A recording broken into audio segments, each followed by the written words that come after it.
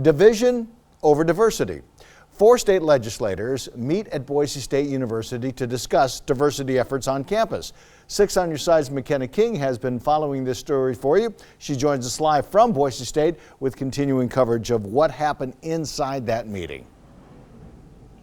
Dawn, that discussion panel stemmed in part from a diversity letter that was sent by 28 Idaho State Republicans back in July to Boise State President Marlene Tromp, criticizing Boise State's diversity efforts and diversity funding. Now tonight, panel moderators asked questions to both Republicans and Democrats, giving each side 4 minutes to give a response. These questions ranged from funding to hate speech, what defines inclusion, and how to best increase graduation rates. Representative Barbara Ehart was the author of the letter that was sent to President Trump in July. She said her main reasons for writing it were in regards to funding of diversity programs as well as diversity initiatives at Boise State that she believes are silencing certain people on campus.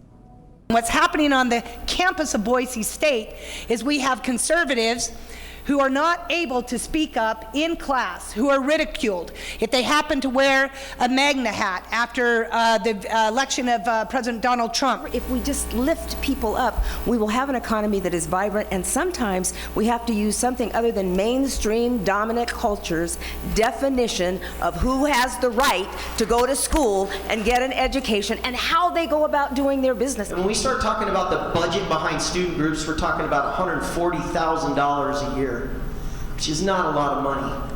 But it's a place for people to come together, find an organization that they connect with and grow with and help them succeed.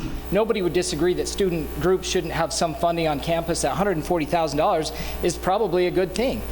We should be funding some parts of these student groups. Like you said, some of it's through grant funding, but the overall program, the overall size of this bureaucracy is what is crazy, creating 20 new positions. It was a heated discussion between the two sides, and following questions by moderators, students at Boise State were given opportunities to ask questions as well. Now, Representative Ehart said she believes the things discussed in tonight's meeting will be part of a much larger discussion in the 2020 legislative session. Live at Boise State, McKenna King, 6 on Your Side.